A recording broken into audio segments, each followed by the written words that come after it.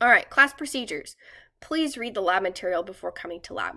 3 hours seems like a long time.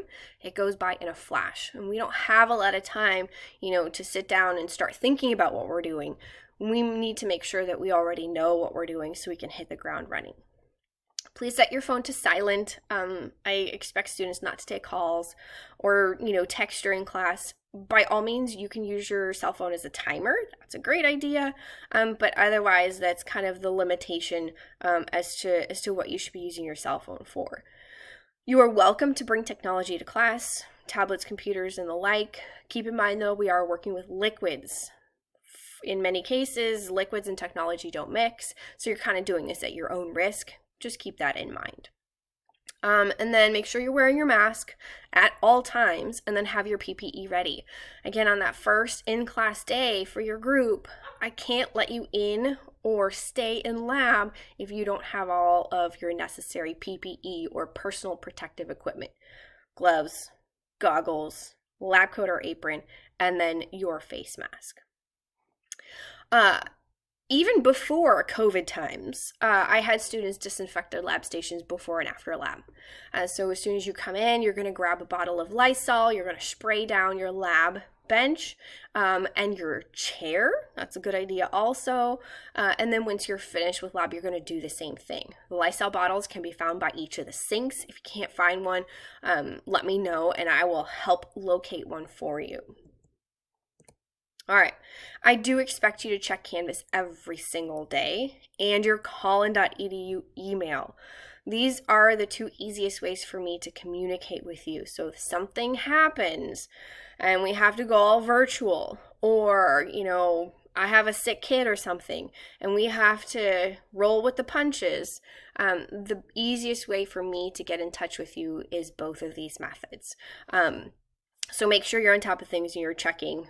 Also, checking Canvas for deadlines, things that you have coming up that are due. Your Canvas calendar, your Canvas to-do list, they're going to be your best friends. So make sure you use them. It helps you keep track of what you've got going on. Late assignments. I do accept late assignments.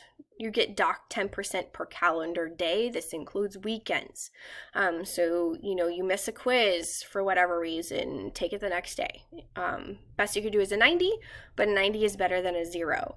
If I have any other assignments, you're welcome to turn those in late for that late penalty. There are 2 things that I do not accept late. None of the virtual lab exercises are going to be accepted late. And then no late practical exams. So you have to make sure that those 2, if you don't get them in by the deadline, there's nothing we can do about it unless you have documentation for your absence. Okay, being successful in this lab course will require reading and learning the material in the pre-lab section of each unit, completing all the lab exercises, whether in person or virtual, and then completing assignments in Canvas or through McGraw-Hill, participating in discussions in Canvas, and then taking quizzes and practical exams. Your quizzes and your practical exams will also be through Canvas. Practical exams will have that extra layer of HonorLock proctoring. So you're going to need a webcam for that. You're going to need a reliable computer that's running Chrome browser. Those are the 2 requirements that you need for HonorLock. If you have concerns about that, contact me now, not the day that the exam is due. All right, grades. So you signed up for 1406 in 2 parts, right? You signed up for lecture and you signed up for lab. The 2 get combined and you only get 1 grade for the 1406 course. So lecture makes up 75% of your grade. Lab is going to make up 25%. So your lecture professor can walk you through, what you're going to do for lecture to earn that 75%. And then for lab, your total lab grade is going to come from 2 practical exams. Each one is about 30% of your lab grade. Quizzes are going to be 20% of your lab grade, and then the remaining assignments are the last 20%. And these assignments include your virtual lab exercises, which you're going to be completing in McGraw-Hill Connect, any other assignments, and then the discussions in Canvas as well. All right. Please refer to the lab calendar in the syllabus. That'll give you kind of an idea of what we've got going on each week. It's divided into on-campus versus virtual assignments. So you know what we're doing for that 2-block window. And then you just have to figure out, well, which week am I doing the on-campus? Which week am I doing the virtual? All the assignment due dates are going to be posted in Canvas. If there are any changes, I will let you know via Canvas announcements. So with that, let's go ahead and take a quick Canvas tour, and then we'll talk about your first assignment that's going to be due during the first week of class, regardless of whether you're going to be in person or virtual that week. All right, so when you go to Canvas, your Canvas course should look something like this when you log in. So this is the home screen. It has some of my information in there. Here are my virtual office hours. I have those where I'm going to be sitting and waiting for you guys to come and ask me questions via Zoom. You can also meet with me by appointment. So you can email me and say, I have this time, can I please meet with you to discuss my practical or a quiz or whatever it is. Easiest way to join office hours is just click on this Zoom link and it automatically take you there. Otherwise, I also have the meeting ID there as well. When you go to the left-hand navigation, you've got your course syllabus. Next, in the left-hand navigation, you have your modules. So let's go through what you can find in modules. The first module is the course information. So I've got a little welcome note for you. Here's your course that you see typically when you first open the course. And then I've got some useful information. You've got my schedule here in case you need to know where I'm at.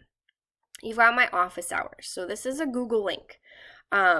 Or a link to my Google Calendar. This is where I keep an updated calendar of when I have my Zoom office hours. So if things change, if I have a meeting, I have to switch things around for the week, this is the best place to find when I am available during my office hours via Zoom. So check that out before you guys log into the Zoom meeting. Here's a little face coverings FAQ in case you're kind of still learning how to properly wear a mask and understanding why we actually wear our masks. I've got the lab orientation slides that we walked through today. And then I've got my biology laboratory safety handout. Please read this before your first on-campus lab. We're going to go through quite a bit of that safety information, but it'll definitely help if you read that ahead of time. And then we've got some call-in tutoring options, so I'll link to the tutoring website there. And then here's your first assignment, so your orientation assignment. This is the student lab agreement. This is pretty much just an agreement that you're going to initial at each one of the lines, and then you're going to digitally sign it at the bottom, indicating that you understand what is going to be expected of you for this course. This student lab agreement, you're going to have to complete that. It says complete one item here up at the top. You're going to have to complete that before you get access to the first units. So make sure you definitely get that done. Here you have some Canvas information. So if you are unfamiliar with Canvas and need a little bit of extra practice, here's a place where you can get that extra information. We've got some institutional information here, so some extra resources that pertain to how we run things at Colin. And then here's an important module. This is where you're going to get your instructions on how to get access to the McGraw-Hill Connect virtual lab. So how to purchase your access code, how to link your Canvas course to Connect so that all the exercise links work. So when you're ready to do your virtual exercise, you just go to Canvas, you click on the exercise, and it should be all ready for you. So if we continue scrolling, here I've got the first 2-week module now. And you'll notice that it's locked. It's locked because I haven't completed my student lab agreement yet. Once you complete it and I check over it and I give you credit for it, then this will open up. So really, you want to make sure that you complete that student lab agreement with enough time for me to look at it before you're getting ready to complete any of the material online. Because if you try to do it the night before something's due, I might not be awake and you might not get a chance to complete your lab exercises. So get that lab agreement in, get it out of the way. It's a little check on your to-do list and you can simply move on. Now the units for the week, these guys are kind of divided up into 3 sections. You've got your on-campus information. So this is everything that you need for the on-campus labs. That's divided into 3 sections. So you've got your documents. This is where you're going to find your lab manual. You've got images. These are going to be any images with descriptions that we think might be helpful to use your studying or preparing to complete the on-campus lab exercises. And then we've got a whole bunch of videos here. These videos are review videos or protocol videos to help you better understand some of the experiments that we're doing or the background behind them for the in-person labs. The second chunk is going to be what you're doing virtually. So we got an on-campus part and a virtual part. So depending, right, if you're an odd week group, you're going to do your on-campus stuff the first week, and then you're going to turn to the virtual stuff for the second week. And so for the first 2 weeks, your virtual materials are lab safety and measurement. So you're going to complete these exercises. So you'll notice there's some pre-lab files, and then we've got the exercises that will automatically take you directly to McGraw-Hill, and you'll complete your exercises virtually there. And then the third chunk is going to be your assessments. These are your quizzes.